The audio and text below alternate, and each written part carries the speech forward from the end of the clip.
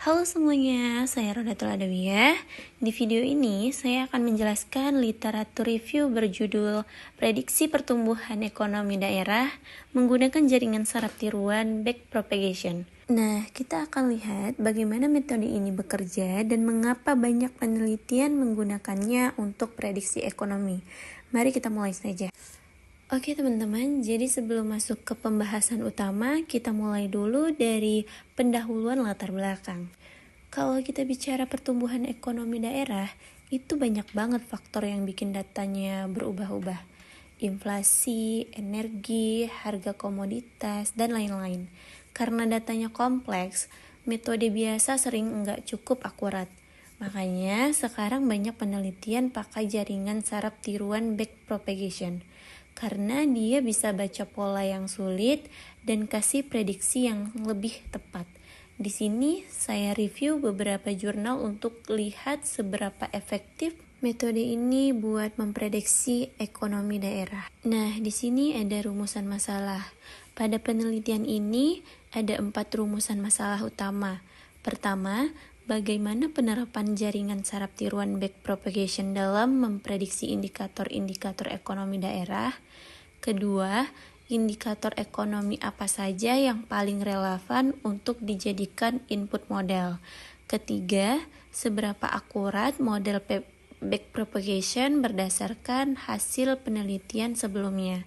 Dan terakhir, bagaimana variasi arsitektur jaringan seperti 7, 15, 1 yang artinya 7 neuron input, 15 neuron pada hidden layer, 1 neuron output, atau 4 neuron input, 16 neuron pada hidden layer, 1 neuron output yang berpengaruh terhadap kualitas prediksi yang dihasilkan.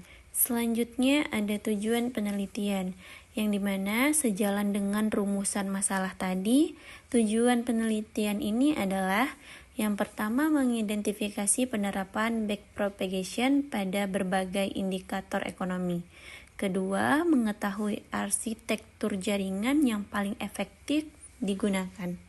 Dan yang ketiga, menilai tingkat akurasi model dalam prediksi ekonomi. Terakhir, menyimpulkan potensi backpropagation sebagai metode peramalan pertumbuhan ekonomi daerah. Nah, selanjutnya ada metode penelitian, di mana pada penelitian ini saya menggunakan metode literatur review. Langkahnya sederhana. Pertama, saya mengumpulkan jurnal dari Google Scholar dengan kata kunci seperti backpropagation, prediksi ekonomi, neural network prediction, jaringan saraf tiruan, dan economic forecasting. Lalu, saya menyelesaikan artikel yang fokus pada prediksi indikator ekonomi menggunakan jaringan saraf tiruan. Setiap artikel saya analisis berdasarkan indikator yang diprediksi, arsitektur jaringan yang digunakan seperti 7, 15, 1 atau 4, 16, 1 yang sudah saya jelaskan sebelumnya, serta tingkat akurasinya.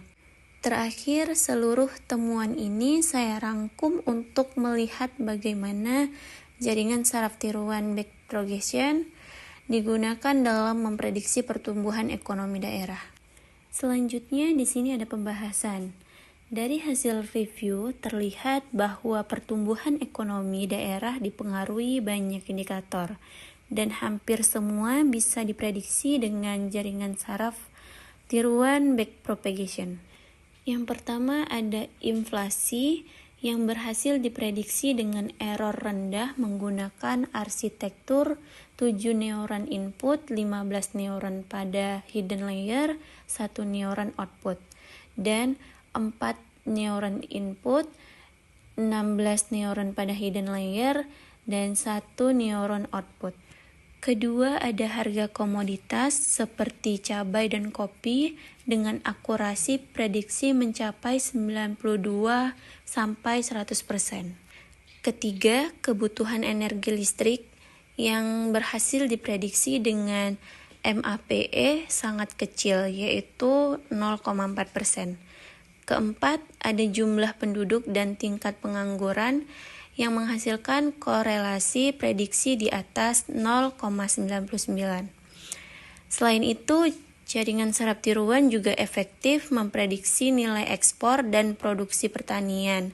Keduanya memiliki tingkat error yang sangat rendah. Jadi, secara keseluruhan, jaringan saraf tiruan backpropagation terbukti mampu membaca pola ekonomi yang kompleks dan memberikan hasil prediksi yang sangat akurat. Nah, selanjutnya ada statistik penting. Beberapa statistik penting yang mendukung hasil penelitian ini adalah sebagai pertama ada akurasi prediksi inflasi 98 sampai 99%. Kedua, ada prediksi harga komoditas dari 92 sampai 100%. Yang ketiga, ada prediksi energi listrik yaitu MAPE 0,4%. Terus ada prediksi jumlah penduduk, korelasinya 0,9987. Terus ada jaringan saraf tiruan plus genetik algoritma, yaitu MAPE turun menjadi 3,27%.